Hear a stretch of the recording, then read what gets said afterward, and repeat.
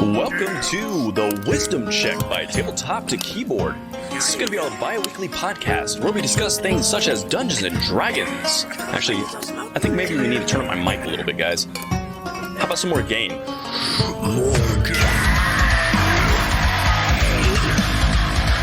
is the Wisdom Check. This is the intro to end all intros. Talk about Dungeons, Dragons, and Now, I don't think that's proper. This is a family show after all.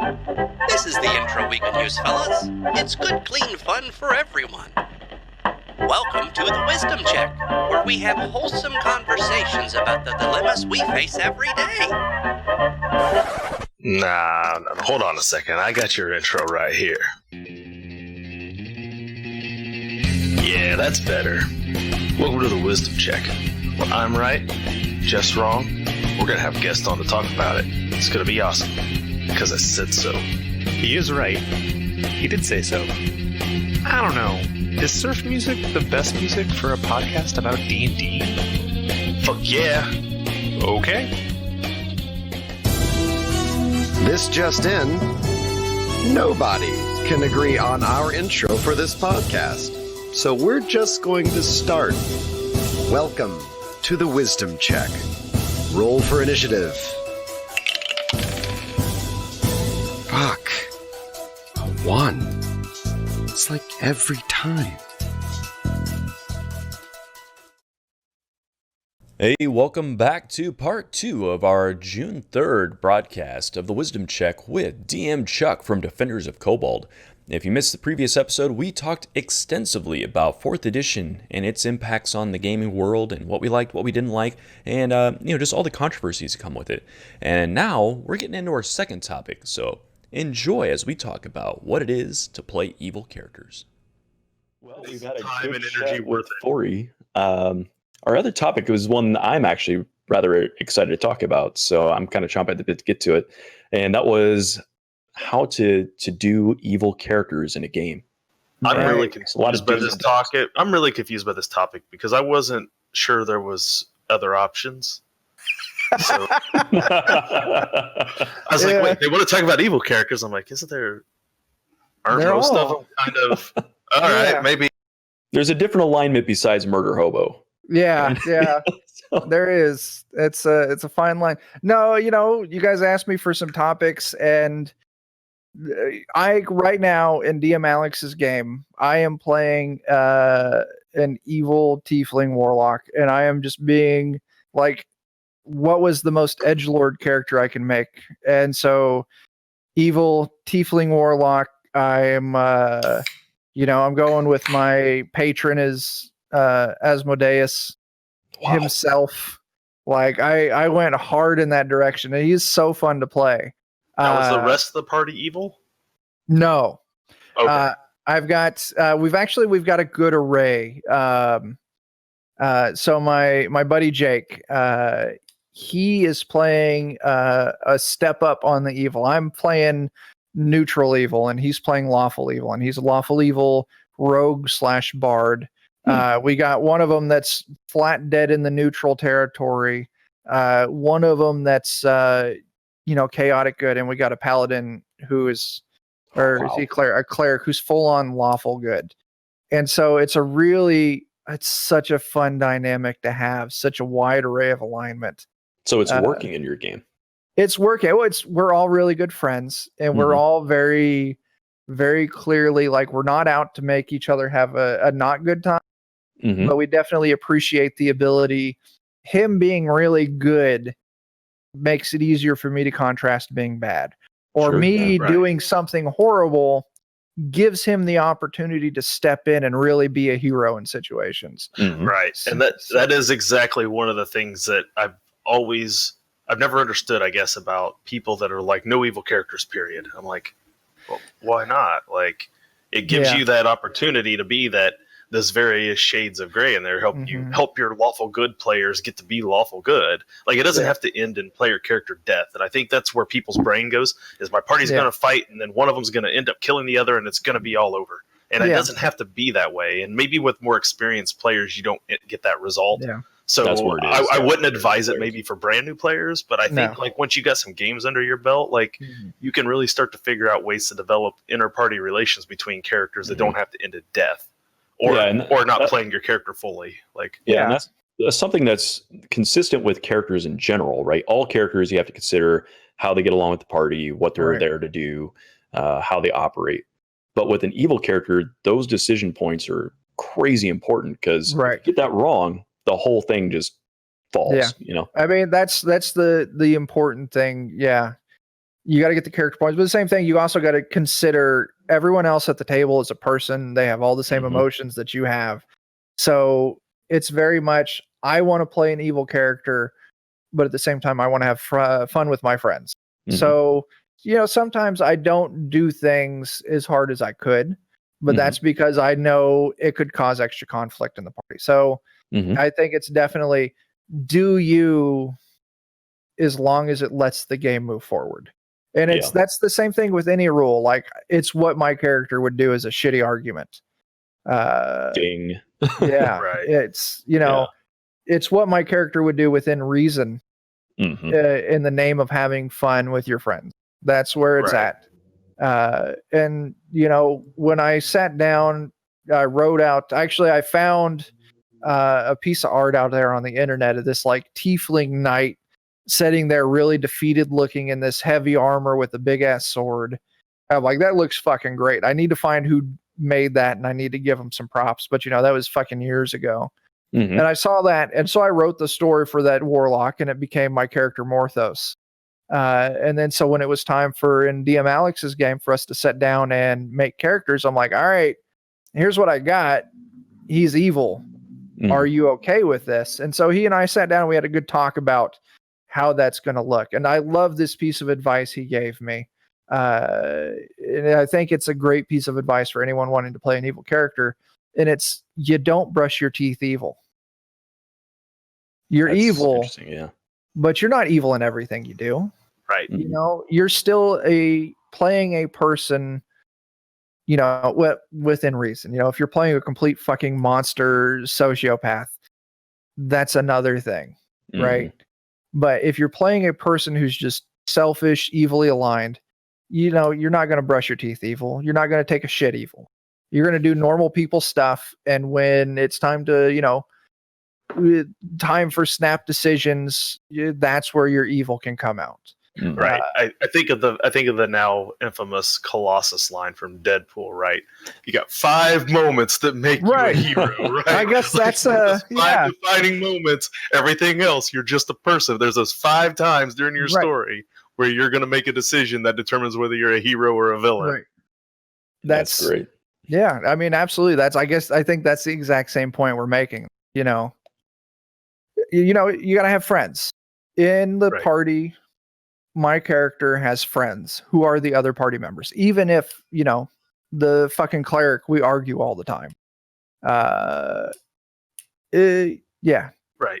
And if you think about just evil, like people in general, like from like the real world, whenever you hear documentaries about these people, if you watch these documentaries they do on these, the Ted Bundy, you know, the Netflix show, you watch these things, like those people were liked by a lot of people. They sure were. Like, they had people snowed, and were still doing these other things in their basements, or you know, without everyone else realizing who they were. Like they were these evil, and those are the worst. Those are the chaotic evil types. Those are like the worst of the worst. Yeah. Well, if you don't get away with it, you're not going to do it for long.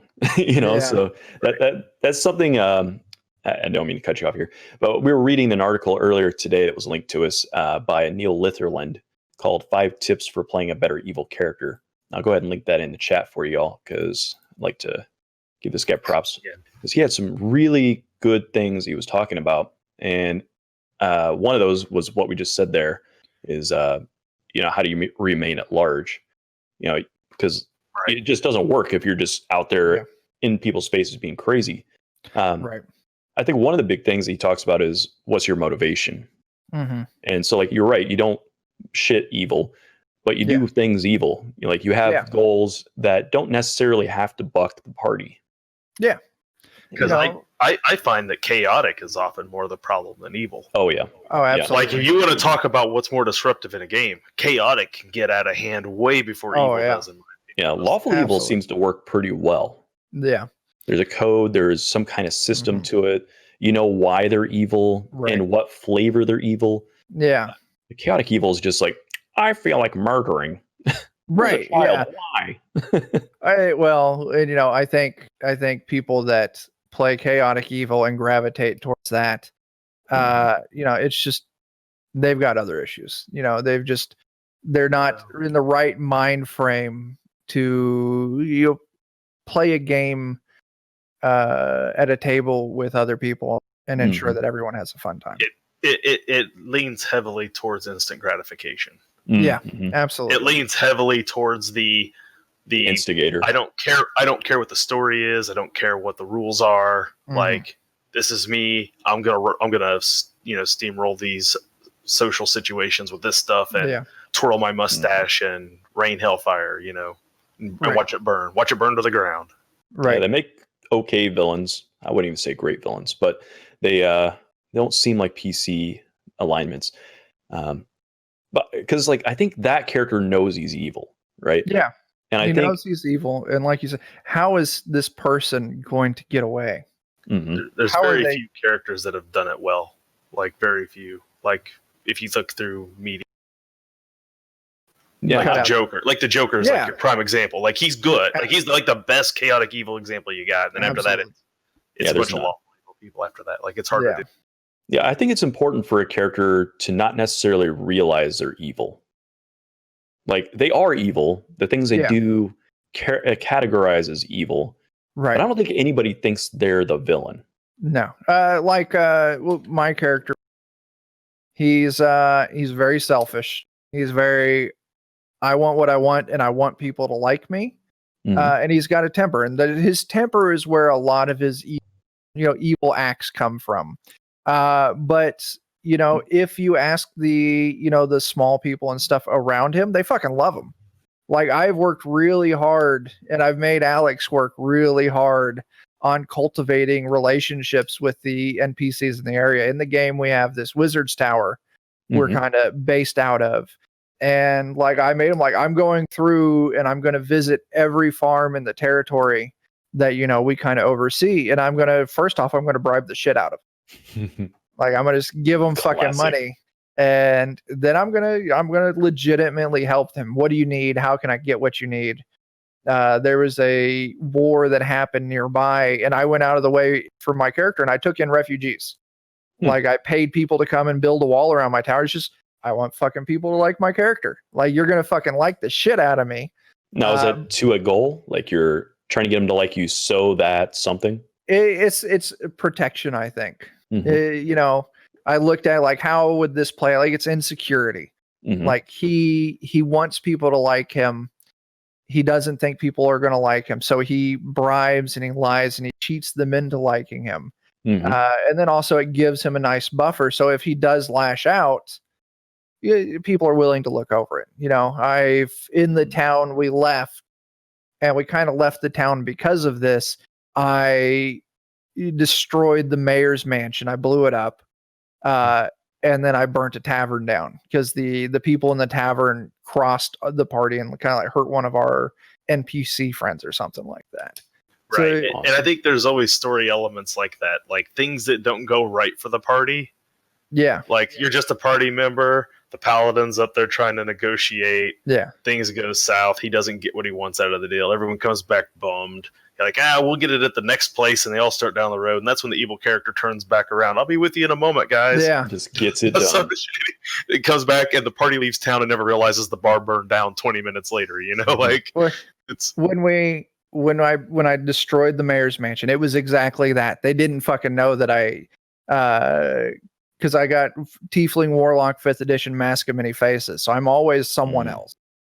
So I made myself into the mayor, and I went and lit his fucking little cellar full of hard liquor in the basement. Blew the fuck up. It was really amusing, the tavern down. I played it really well. all right, I got this plan, how we can get what we need to do in this tavern. And I kind of talked to everyone individually, and I talked them into barricading the doors. We lit the fire, and then we just shot everyone who came out. And all of a sudden they're like, holy shit, what the fuck did you just make us do? Yep. I'm like, yeah, it's fucking That's great. actually Isn't it? dynamic. Yeah. Because I think there's two things there, right? In this case, you have these events where the party's like, I'm on board with you. Wait, what? Yeah, well, you took it too far. But at the same But I time, understand where you're coming from. You Right. know? it's, you got to have grounded decision making. You can't, like you said, you can't be that chaotic asshole just destroying everything. And then also there has to be that understanding at the table, right? Yeah. Like, I think less is more should be a pretty integral rule for evil. 'Cause, Absolutely. like the way you're playing it, people like you, you're in the party, you're a team player, you're looking out for each other, it sounds like. Yeah. So like you're loyal to a point there, and they understand that about you. So when you do things that are a little off, now they have to balance their feelings about you. Absolutely. And that's where the interest of evil comes in. Not the like I pushed orphan off the cliff and Right. there's no reason to do that. I just did it. Yeah. But the subtle evil I find is just more jarring, a little bit more like insidious. Yeah. And it kind of touches on something for other characters. You're like, well, I kind of agree on a certain degree, and that makes me feel sick to my stomach. Yeah. Yeah. Right. I think that's something else that, like, as a hurdle that you see a lot of with evil, is the tendency for the evil character to feel like to play his character, he has to detach from the party and run off on his own. Yeah. No. So then the DM starts to run something with evil character, and the other 4 or 5 players are sitting over there like, And that's not not doing anything. Like, that's not what you want to do either. But I'm just saying, like, those are like the kind of hurdles. So it was great when you were telling your story to hear that you had the party in it with you. Right. Because like that very easily, like I said, could have been you just run off, burn down the mansion, and they were outside of town, never knowing any better. Yeah, and that's not fun for anyone. So I mean, and I guess maybe that's the big point we have to keep making it's the table dynamics, playing the game with your friends, and that can be, and that's hard for everyone. I got Joe in my group. He was one of those where he was my student, and then I hired him. And Joe plays some fantastically hilarious characters, but he was one of my players I had the most hard time, like, don't fucking run off. Oh, yeah. And it was very much like he would just always run off. He's like, well, I want to go over here. Like, you dick. And so, we sat down, we had to talk as a party or at the table, and we're like, we get why you're doing it. What you're doing is funny. It's fun.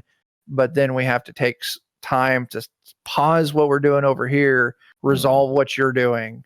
And I think the same thing can be said for, that evil character. You can't just run off to go murder an orphanage, because then not only is everyone else at the table pissed because they don't get to play right now, they're also pissed because they're doing something that they would be trying to stop usually. So yeah. And that goes back to something we keep circling back to every episode, and that's the social contract at the table. Absolutely. It's you got to be pro-social in life, and you got to be pro-social at the game table. And that the tip number 4 from that article was, can you work as part of a team? Like, why is your character part of the team should always be a question you ask, regardless of your alignment. And with evil, I think it's just so important. Like, if you can't figure out a reason why you stick around with the group and that they want to stick around with you, don't play that character. Yeah, you don't have a good character. Yeah. I mean, go write a short story about him. Have fun. But he's not ready for this game. You know? That's absolutely, it's that social contract. I like thinking about that article more. I like going back to, like, how do you not get caught? And I think that's important too, because sometimes to not get caught, you need the party on your side, even if the party doesn't like what you do a lot.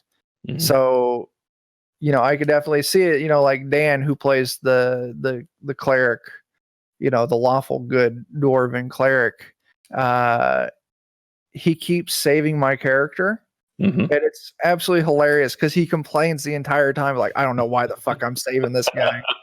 He's such an asshole. Like, why am I doing it? But he does it, and he and I have such a fun time. Right. And I know that, if I push it too hard and I force his character into action, that's not going to be fun. Yeah. So he knows that his character can trust my character not to go overboard. And those few times that I do, I try to make it in a way that at least it's a surprise to him, right? Mm-hmm. Yeah, I think that the other component of that is that I'm assuming you wouldn't ever actually directly mess with the party, right? No. So like, it's okay to be super selfish, but don't steal from the party, because that's a quick route to NPC town. Yeah. And the same thing goes with, I'm going to backstab the party. Well, you won't be part of the game for very long at that rate, So I think there is some element of just gaming etiquette where you just have to understand the fact that D&D in particular is a party-based system. Absolutely. You are a group, a team. You work together. You're not a lone wolf. You're not going to get a solo series. You're not Wolverine. Play on the freaking team. Right. Yeah. And it does go. This Morthos isn't my first evil character, and I have made mistakes as an evil character in the past. The part where you said, don't steal from the team. I was playing a thief a long time ago, a rogue, and I think this was Pathfinder. And I stole from one of the party members. I thought I was doing it out of character for the right reasons. We had this one guy at the table. He was having a hard time with the role play. It was a big social interaction, and the DM kept trying to get him like, hey, come on, interact with this. I'm trying to throw you a rope so you can get in here and have fun with everyone else. And he just wasn't fucking having it. So I'm just like, all right, how can I get him involved? Like, I'm going to fucking pickpocket this guy. So I pickpocketed another player at the table's character, and I didn't take anything important, but he just couldn't let go that I would do that. And it ended up, I had to retire the character. He is a player, was so mad that I would go, player versus player on something. And, that was a mistake on my part. And I think that's definitely a mistake that I've learned from is, even if I think I have good intentions, my intention was, I'm going to pickpocket this guy. Maybe he'll catch me. Or if not, maybe, he'll see what I'm doing or, get him to interact. And it was a failure on my part. And it's definitely something I have to take into account. Yeah, that really has to be something that the group has decided is okay. Like if everyone is on board with, we're going to PvP in this game, potentially. That's fine. That's something that might happen. And everyone's like, okay, sure. Then when it happens, everybody's okay with it, Yeah, and I think if your group is a group that's established enough, you play together long enough, and you know that each other's intentions are good, you can have something like that happen. Like if someone was to steal from my character, stole 5 gold from Bauer, and Bauer would maybe be mad about it, but me as a player, I know that at the end of the day, that's not gonna make or break my character or his character. It isn't like he stole an artifact off of me or something. That's a whole different scenario. So I think that when you're dealing with groups that you can maybe get away with more. But if you're dealing with somebody won't go for that, then you definitely have to make sure that you tone your evil down or find a different decide to engage with them in a game of cards and then attempt to cheat in the card game, so he catches you that way, because it's a neutral thing that's going to end. It ain't going to affect sheets. There's so many other good ways you can role play that in there. So absolutely. I guess kind of back in high school, I don't know if you guys would believe this or not, but I was a little bit of a troublemaker.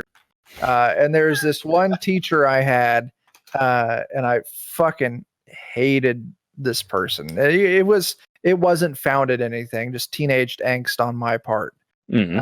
But she was the speech teacher. And I swear to God, the only thing I remember from high school is this one thing she said to me. I was in the hallway being a dumbass, being loud. And, she pulled me aside. She's like, I know you're having fun. You can't be saying shit like that. You can't be acting out. You can't be acting wild in the hallway. And she's just like, I'm like, well, I'm not talking to these people, so why should it matter? They shouldn't be listening into my conversations. But she was like, you always have to know your audience. Even if it's not the audience you intend, you always have to know your audience. And so that's something I think a lot. And when I'm playing in evil characters, I have to know And I think everyone really has to think about that. You have to know who's at your table. You have to kind of know what they're okay with. And if you don't know, you have to ask. Exactly. Dan and I with his lawful character, I know where he stands on this stuff. But still, he and I have sat down. We've actually talked about it. Like, hey, I think my character thinks your character is an asshole, and your character thinks my character is an asshole. Where are we okay with this conflict going? And That's we great decided, talk. we decided we're great with PvP and one of us killing the other one. Wow. We're fucking like, he's like, if your character kills my character and I've done something to truly fucking deserve it, and you just beat the shit, I'm like, that's going to be fucking great. That's going to be such a fun story to tell down the road because we're both cool with it. But, once again, you got to know your audience. If he wasn't cool with that would not be fun for anyone at the table, right? Right. Whereas we played in systems, and me and Jeff talk about this almost every episode, where we were in a LARP with 50 people. Players killing players was the regular. Oh, yeah? And you just, when you walked in, and sometimes people were not as okay with that as they needed to be. Like, it was a completely different kind of scenario. But, like, once you've entered a world like that, where it's that PvP dog-eat-dog sort of deal, like, you have to remember to rein that mentality back when you get back into the small table group again, because you can't go that hard to the hole all the time. Like, you gotta dial it back. So it's important if you move from group to group or you play in different styles of games to remember that that's not always the case everywhere you go. Yeah, definitely. Remember your audience. Yeah, on that LARP, fucking, I guess, it's great. But yeah, definitely. Yeah, I've had some arguments with some people who I'll do opposing checks and rolls at the table. I don't have a problem with two of my players conflicting on something and wanting to do something. Like, if someone wants to try and be deceitful to the other player, well, once again, I know my players, I know they're okay with this.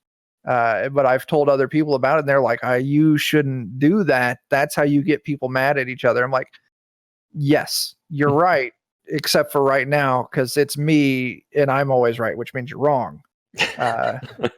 You're perfect for this show. That's why I like this guy. See, he gets it.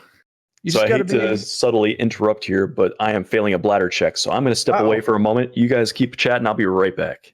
Okay. So you played an evil character in a game with other people of other alignments. Have you ever played in a just pure everyone's evil game? I have tried to talk them into it. I have one time. How did that? I would just imagine it would just be a train wreck and a short death. No, it was not as bad as it sounds. Again, this was a group of older players that I think had done everything, so they wanted something different. And they were like, let's just all make evil characters. But it was interesting because the social contract had to be heavily laid out. It was like, okay, 1, we're not killing each other. We'll kill anyone else and everything else we do, but not each other. 2, the DM was like, 2, I'm going to make some giant, like, evil overlord that you all work for. And this thing's going to be just like evil dragon potent. That if you screw up too badly, he's going to come down on you. So that's a good idea. And then it was like the roles reversed, right? So it was like, here we were like going out to like sack villages in the name of evil dragon. And it was paladins and clerics on the other side trying to stop us, And so we had to work together or else we were going to die at the hands of paladins and clerics. But we all kind of had like a mission statement as a group. Even though we may have had various different versions of evil, we were all heading in this one direction. So the evil party was actually quite fun because we got to be super creative and grotesque. It was like we could just go full out just descriptions of the stuff we were doing and in a small group, and it was it took Murder Hobo to a whole nother level. Like, which game are we talking about? I was telling about a time I played in a complete evil party where everyone was evil. Like lawful evils, neutral evils, like, and we were talking about like how hard the social contract had to be to set up for that game because he wants to do it sometime, but he hasn't found a group that would do it. And I was like, it was super fun, but it was hardcore. Like, well, and it's really easy for evil games to go off the rails. Yeah, that's what he was saying. He thought it'd be a train wreck and a short death, and I'm like, it wasn't actually because I really like the idea of that. that there was that higher might keeping everyone in line, I think. Yeah, I think that is a key piece to it. Yeah. Yeah. Or, at least some, because it goes back to why is our group cohesive, right? Yeah. It's really easy if top down is just like, dude, you're working for me. Get along else, I guess it's taking a pop culture, like look at like Suicide Squad. Right. Yep, Why are any of these assholes working together? It's like, because a bomb in their neck. Right. They have a overwhelming force forcing them all to act together. So yeah, that's a really fun idea. Maybe I'll play with something like that in one of my future games. That's really neat. Game session 1's an easy one. 5 dudes breaking out of jail. They aren't evil, but you can go straight Guardians of the Galaxy on this thing. Like, they're all roguish, not good people necessarily, right? Like, they've all been criminals, they've stolen, they've done all this stuff. Game 1's easy. You're breaking out of jail. The tricky thing with that, though, is once they're out of jail, why do they stay together? Right. And there has to be something else have to address those, right? The stories have to address those things too. Yeah, that's just how it goes. It has to be. There's that evil dragon that rooted them all to work, and it's somehow magically slipped them all the means of escaping. And then once they're out, the dragon, they have to work for the evil dragon or some shit. It would definitely have to be. It would have to be a very heavy-handed plot. It would, yes. Yeah. Likely, yeah. Like one of the things on an article they were talking about was like a description of a guy who used to worship like Asmodeus and that broke away, and now he's getting hunted by him. He's still evil. He's still working for evil forces, but he wants to thwart the cause of that, so he teams up with a paladin. Yeah. Right. You're like, oh, okay, enemy of my enemy. Awesome. Yeah. That's a great sometimes point. you're evil, but there's a bigger evil. So it's, the great thing about evil villains is a lot of times they hate each other. Oh yeah. So it can be really easy to put, I need an evil character. Like, and I guess it's, talking with your DM or GM, whoever's running your table. You can definitely give them, hey, I'm evil. How can I be evil and productive? Like, oh, you're evil working for this other greater evil that the party's going to be fighting against its enemy. Yeah. So definitely. It's the devil you can negotiate with because he's lawful, versus the Mm-hmm. demons that you can't negotiate with. Right. Like, so you have to make those sorts of decisions. So, it gives you those opportunities, I guess. And it's really important that the DM structures their game in a way that can handle evil characters. Like we talked about a little bit in the past that in most stories, evil is the active driving element and good is the reaction to that action. And so like I kind of wonder if there's Starscream and Megatron dynamic. That's exactly right. But I'm kind of wondering, in a evil game, do you focus on having the players drive the plot through their actions and then have reactions come from the DM? Or do you progress it in the standard way where there's some events occurring that evil still has to react to? I think you could do it either. I think it depends on your world building. If you're homebrewing it up, I think if you're playing in a standard fantasy realm for D&D, most of them are under the guise that good kind of rules and that evil kind of pops up and then good goes and squells it. Whereas I think that if you're Ravenloft is the exception to that. Ravenloft, you can totally go the other way. You can totally go the other direction with it. But but I think if you're homebrewing a world, you can kind of go that same thing too, where like I give the example, like if it's smaller stories maybe than, but like you talk about kingdom ran by some lawful good king with his lawful good paladins and everything else, but their forest is they're starting to hack down forest, and now they're getting into your territory of your, batchet evil drow. They're uncovering part of the Underdark or something, and so your evil drow are going to come up there and put a whooping on them. Now they're not doing anything evil. They're defending themselves, but they think they're just defending themselves, but you guys are just defending yourselves. So you're on neutral morality, really. You just happen to worship an evil god, and probably going to go about how you handle that differently than they would. You're not going to go up there and ask to negotiate terms on where the edge of the forest you can't go into anymore. Like you're going to go and murder them. So, and it leads to an interesting tangent. Like it's not about evil here, but what if you had two lawful good countries near each other that just go to war? You know, like Yeah. that creates a Yeah. really interesting dynamic that is atypical for games. At least, Even taking that onto a smaller scale, paladins in your game, lawful good paladins that both worship different deities, and maybe they each worship a very possessive deity. Mhm. You know, Right. this is the or even one the true- same deity but different interpretations. Yeah, absolutely. We had that in our last Chronicle. There was a Mhm. little bit of that going. Yeah, It was pretty cool. nice. We're going to have a little bit in this game, too. Not paladins. I'm a druid, but my guy has a very different viewpoint of the gods than Clint's new character Coda is going to have as a paladin for one specific god. So Yeah, and I guess that's kind of the exact same, different conflict, but it's the same thing, right? Right. Like Mhm. managing player conflict at the table. Yeah. Evil just really puts it out there. I think that's definitely. what you get when you have a character Yeah. that's such a different alignment than the rest of the party. You're just going to have more of those situations to handle Yeah. as you like go through the game, and I think it just takes a skilled DM. And you, like I said, I wouldn't advise any of that for beginners. No. Like people just getting into the hobby. Like I highly don't advise doing that. Like I've always been, it's something I've kind of noticed as I introduce new people to the game. It's that everyone plays themselves for their first character or two. Mhm. You're playing you in this situation, you don't realize it, you're not admitting it, or you're playing an idealized version of yourself for the first few characters.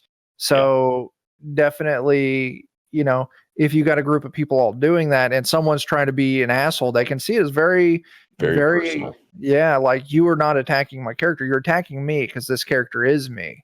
Mhm. So That was a big problem with LARP. oh We yeah, I keep was going to circling say back that to too if you didn't. But yeah. I mean, Oh, even big if your problem. character was nothing like you, you were their voice. Your body was the movements. Right. Like your decisions were it was you. People were reacting to you socially. And when they went after you or they're like, oh, this guy is an idiot, he moves stupid or whatever, They were that attacking went you. straight to the player, Yeah.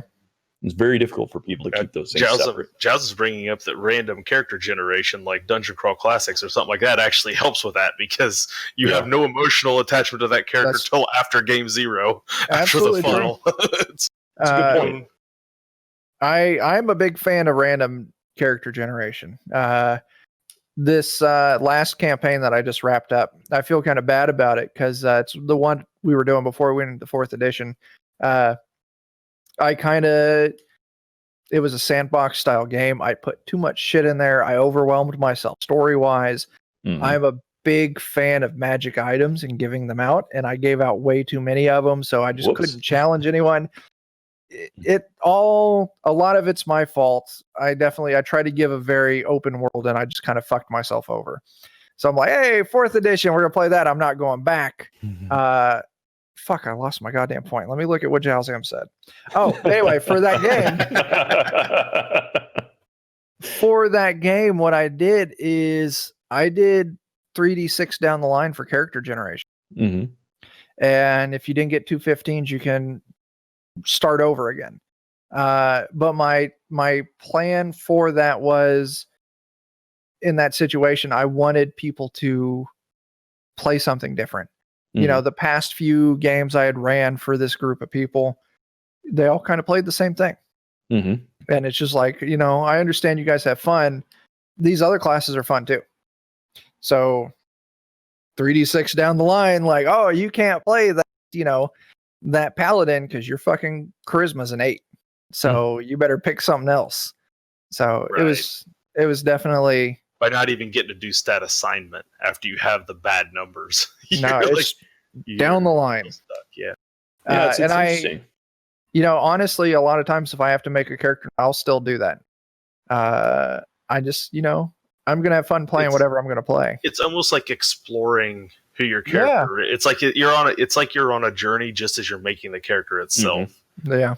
As opposed to higher mind coming up with it and then trying to figure out how to put that onto paper. Yeah. I think if you're a player that's really open to different concepts, that works pretty well. And I think if they're a type of player that's going to have fun with different types of characters, it works really well. Like, I think I could have fun with pretty much every character class.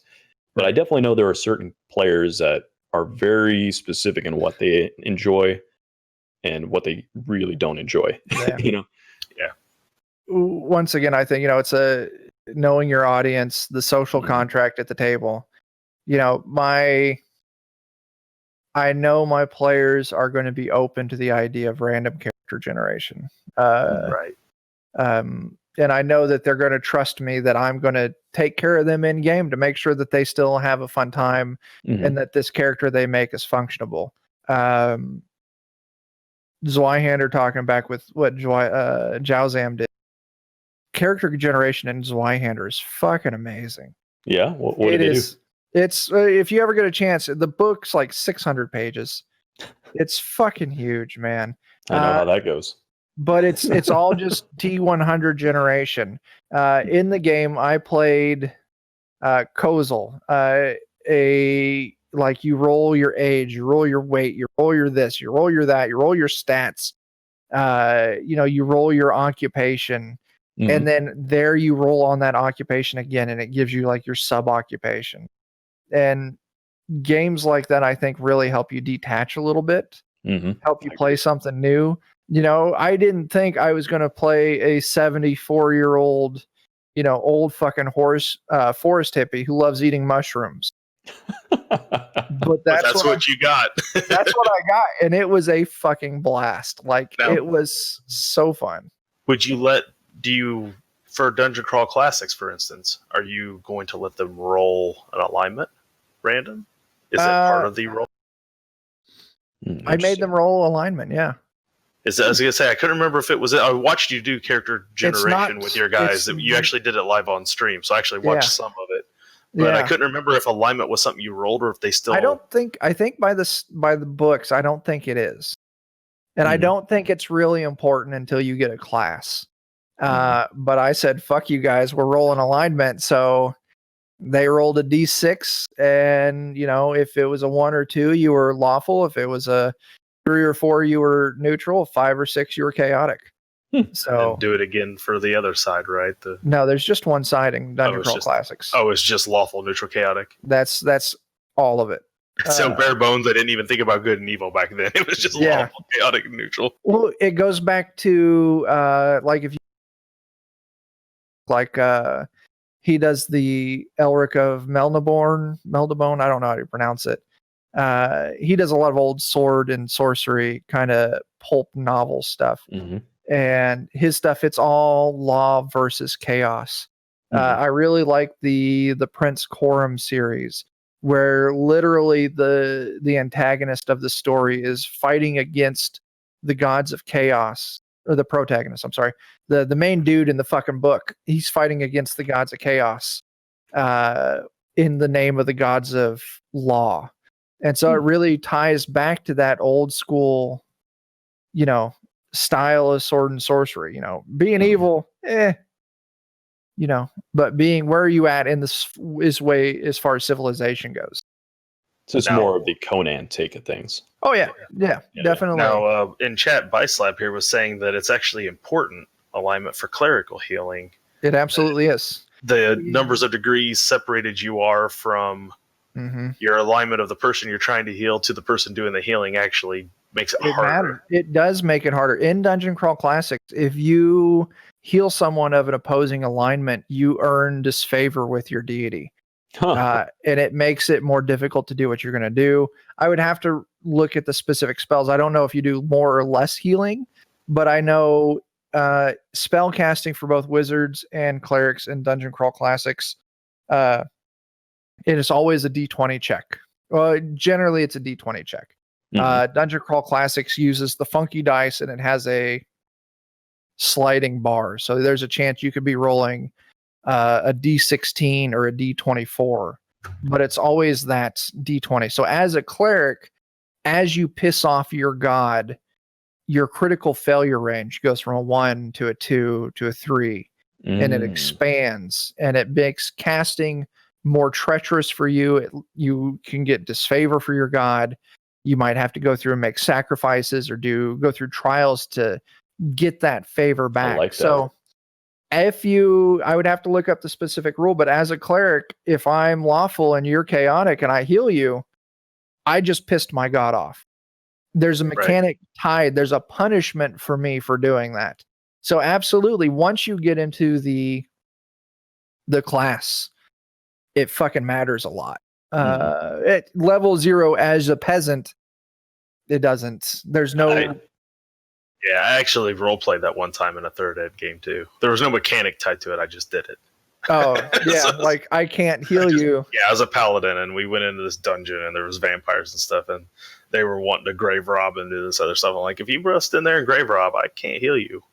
Yeah, I did the same thing, That's and fair. they walked in there, and I didn't heal them. Now, I did go in and kill all the vampires because I was a paladin. That made it easy, but I didn't heal them.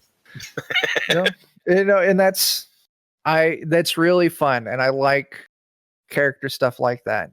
But in Dungeon Crawl Classics, there's a mechanic for that. Don't heal an asshole or your god's going to be mad at you. Yeah, see, this is more what clerics need in D&D. Like, I dislike the fact that they have access to the full cleric list and then have a couple special spells. Like, I really think it should be the inverse of that. Set of spells that fit your pantheon. Then you get maybe a couple extras that you get to pick.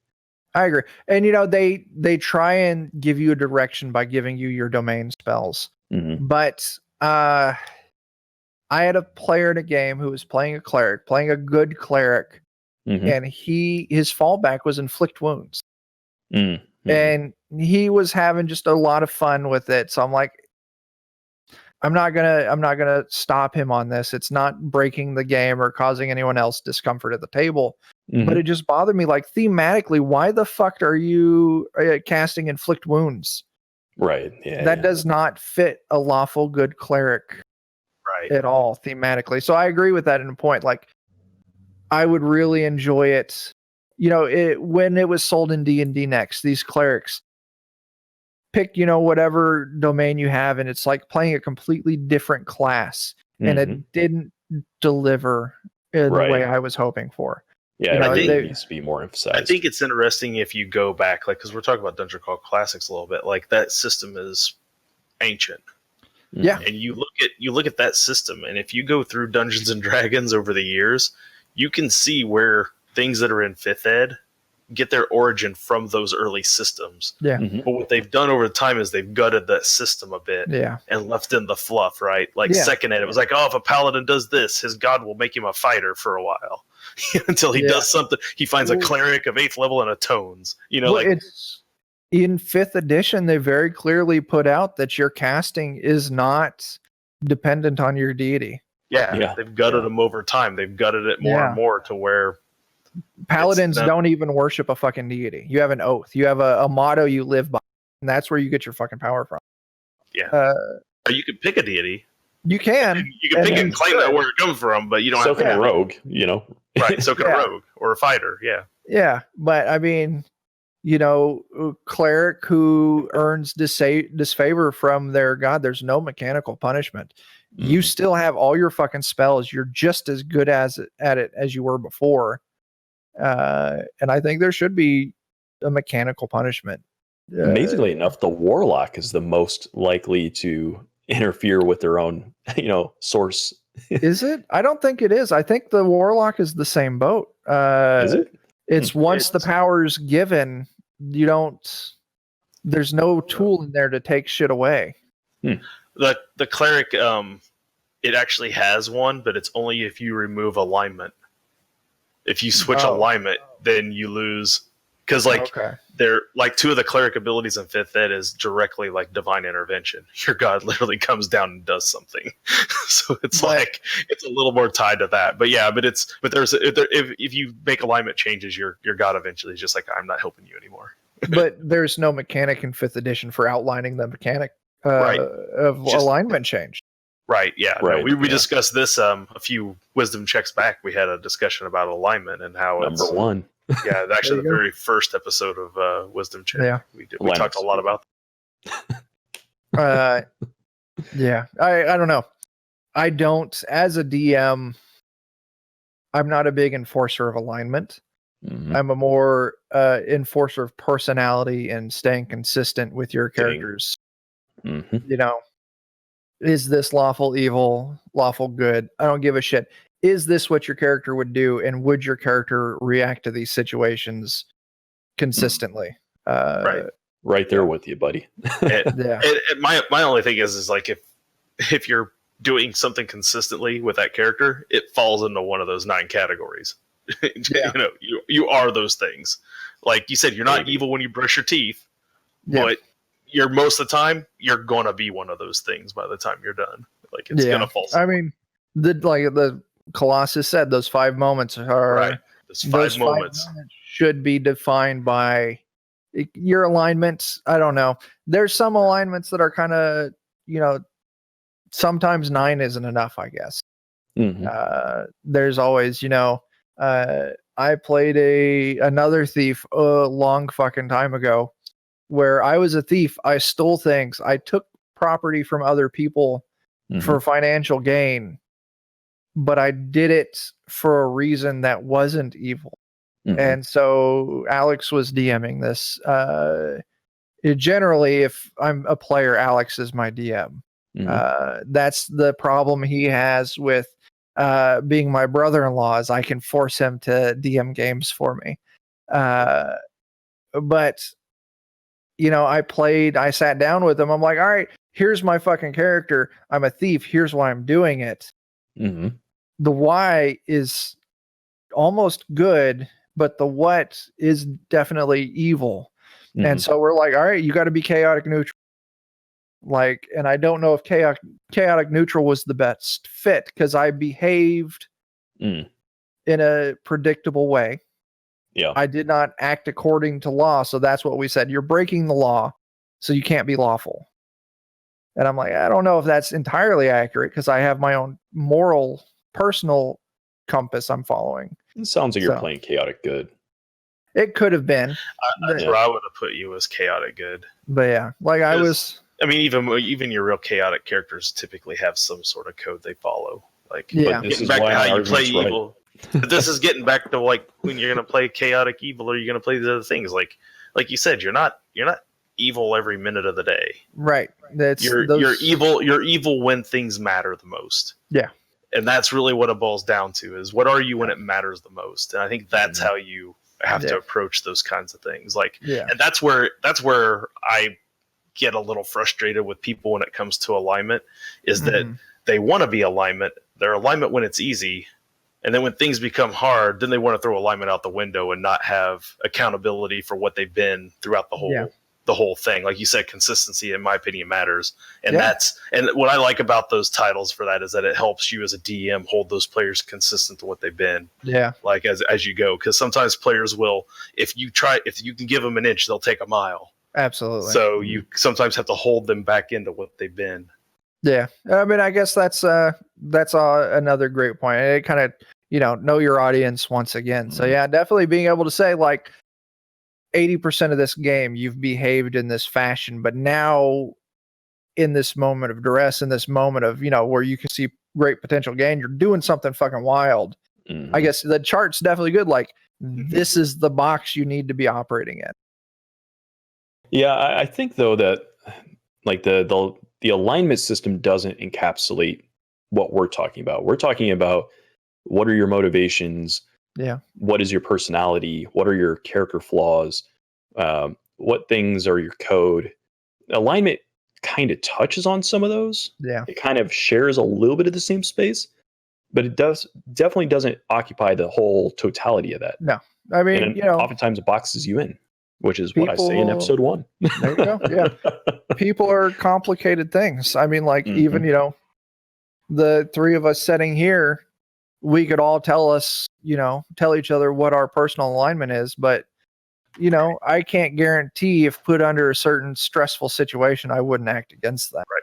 Okay. So this gets down to what we're dealing with here when we talk about playing evil characters. Yeah. If you're going to decide that there's no real alignments, then There's no evil characters. there's no right? evil characters. That's So true. at this point, why are we even talking about this? Play whatever you want.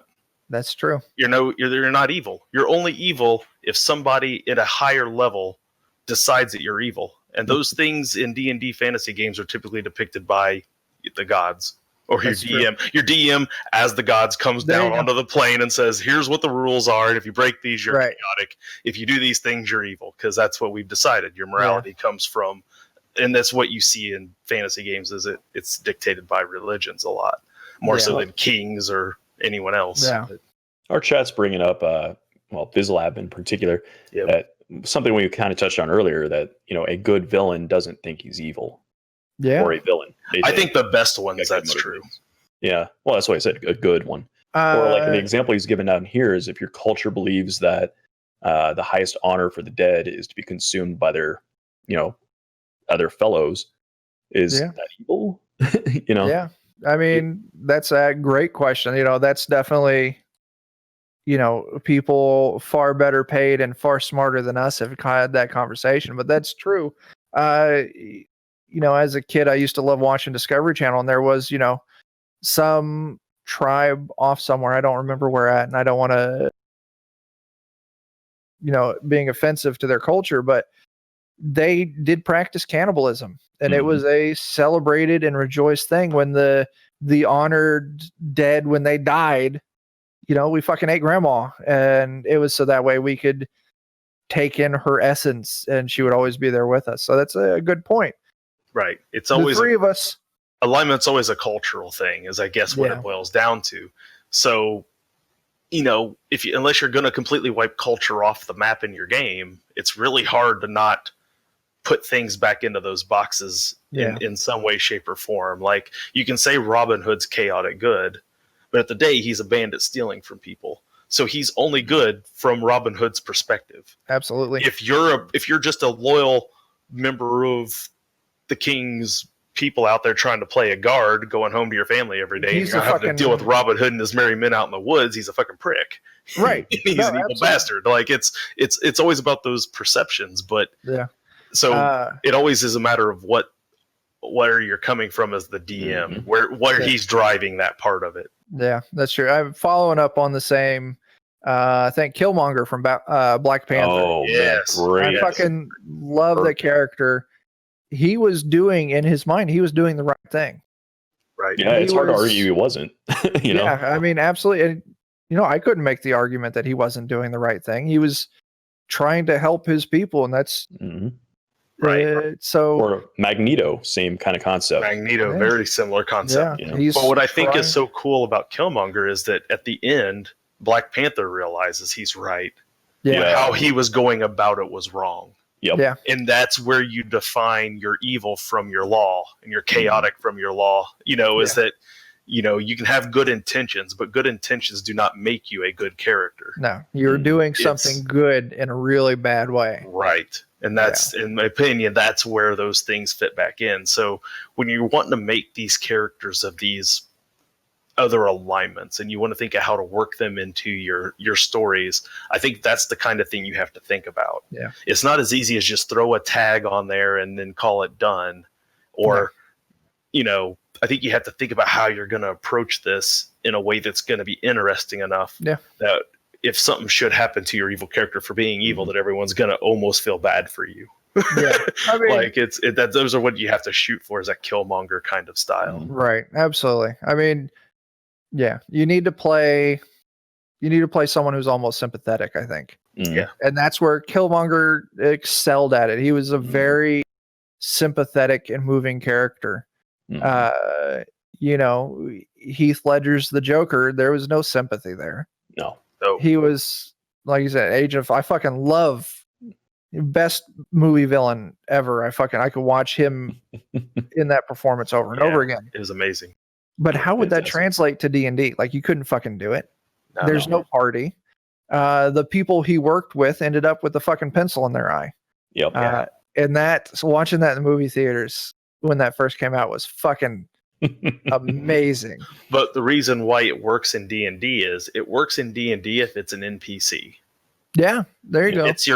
Because what it does is it takes your character Batman and it pushes him to the edge of that brink of his alignment. Yeah. Is he going to snap from chaotic good into chaotic neutral, chaotic evil territory. Like you're Right. pushing that alignment change in Batman. That's why Yeah. Joker works so well in those Batman stories versus dealing That with is- Riddler or Penguin or someone else. Like that's Right. why those stories are always so good, Yeah, because it pushes that hero to the limit, and that's what Absolutely. those characters can do. What I think absolutely. what I think is fascinating about these alignment discussions, right, with good and evil in particular, is there's a philosophical component to it where it's easier to be evil than it is to be good, right? Like to be good, you have to have the right action and outcome as well as the right intention. And to be evil, you can have any of those parts, just not all of them at the same time. Yeah. Right? So like you could do the right thing for the wrong reason. Yeah. You know, like, oh, I killed Hitler, but it was because I just didn't like him. Yeah. Well, I didn't like his artwork. He was a dick. Right. Like- or I mean, there's always this kind of, I think it's a misperception that evil is always easier than good. Like if you watch a movie like Ocean's 11, or maybe if you want to watch a more recent one, Ocean's 8, they're thieves, they're stealing. It's not for any greater good necessarily. They're doing it just to be almost to challenge themselves and to prove that they can, right? They're Yeah. just going, they're going to pull off the biggest heist in history because they want to. Mhm. Yeah. They're chaotic. It's not good. They all do time at some point or another, whatever. But the amount of work and effort they have to put into pulling that off is far more effort and energy than it would take and planning than it would for them to just have 9-to-5 jobs and Yeah, be a normal I mean, I guess I'm not functioning saying person in it's- society. You know what I mean? So like it's not always the easier path. Like there's people who have to work harder at being criminals than they would at being normal people. Yeah, Like, I'm not saying it's easier in the terms of effort. What I'm saying is it's easier in the terms of numbers of ways this could work. Like Yeah. there are only a select few solution sets that make you lawful good in your action, right? Like you have to be justified in your action. You have to not fuck it up and actually do a good thing in the end. And people, you know, everything in there has to be good. Whereas to be not good, not even evil necessarily, any one of those links is off. And suddenly it's not a good action, right? I think it's just more difficult to have the conditions stack up to be a good action than it is for evil. Yeah, I think that in a population density thing, that all 9 of those alignments are not populated evenly. Correct. Yeah. So Yeah. I think that gets out of whack too. People don't think of it in those terms. So like, you know, I don't think there's that many chaotic evil characters in real life. or in fiction. Well, I mean, don't think there's about that it, many like- truly lawful good ones either. Like, Yeah. I mean, why is the news shocking to people, right? right. It's because it's like 0.05% of the populations is, you know, out there doing really heinous stuff, Right. you know, And then we And- make documentaries about them. and then white women love it. Yeah. Oh, man, All right, people are well, thirsty. Wow, we're at 2 hours. Holy We cow. are almost here at the end. I think goddamn. we've covered. I think we have covered the topics of how to play evil well enough. I hope everyone out there that's tuned in or watches this on YouTube down the road will be able to take maybe some of the advice or things that we've experienced in our times playing, and be able to maybe find some good ways to introduce a slightly not so good character into their campaign without Yeah. disrupting the whole thing. I guess the real takeaway they should take is, you know, Chuck said it's okay, so just do whatever the fuck you want. It's the rule of Chuck, guys. That's it. That's The where rule of we. Chuck. Yeah. So let's remind people where they can find Chuck. You Defenders of Kobold. You can hit me up on Twitch. You know, twitch.tv/Defenders of Kobold. Follow me there. Fucking subscribe because they give me money every now and then, and desperately poor. You can also hit me up on @Kobold Defenders on Twitter. We have a Facebook, but you know, fuck Facebook. I don't use it, so it's neglected. We have a Reddit, which is also neglected. We do have a Tumblr, which is pretty well taken care of because my wife does it. Oh, so there you go. She's fucking on board. So good job, her. Do you have a YouTube or anything? Oh, you're right. I do have a YouTube, and Because I could throw links to that in my YouTube channel. no, I'm also highly desperate for YouTube subscription. So, Defenders of Kobold there as well. I would give you a cute little URL, but I don't That's fine. subscribers.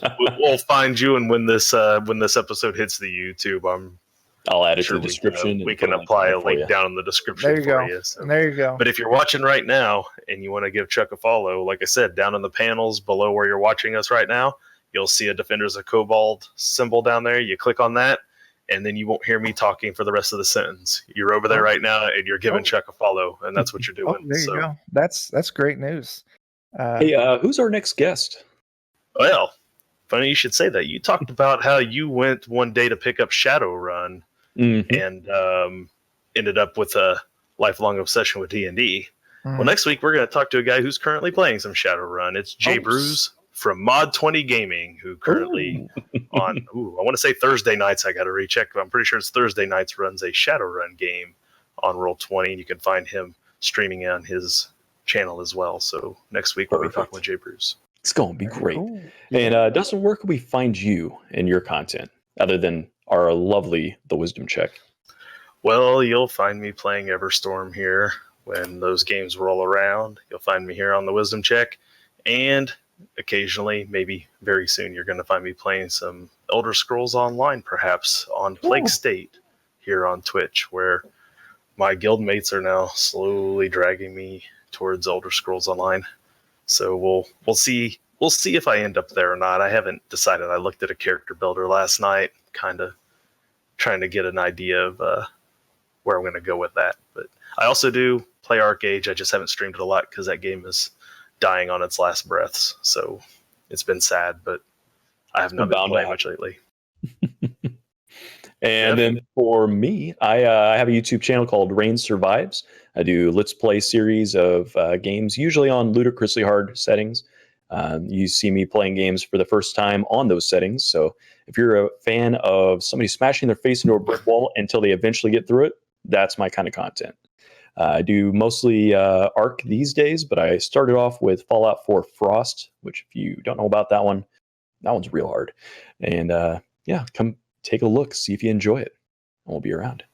Well, I'll tell you where you'll find more of us, though. If you go over there to the little Wisdom Check panel and you click on that, it's going to take you to our Discord. The Everstorm Discord, that's where you'll find us. I am gathering myself some DMs and players from across Twitch, across YouTube, wherever I can find them, and I'm bringing them there. And we talk about all sorts of different shit there on the daily. So go there, hang out with us. Yeah, you talked to me. We talked about crying there earlier today. It was great. Y'all sappy much. Well, thanks, folks, for coming. I'm glad you guys enjoyed, and I can't wait to get back here next Monday. Till then, see you later.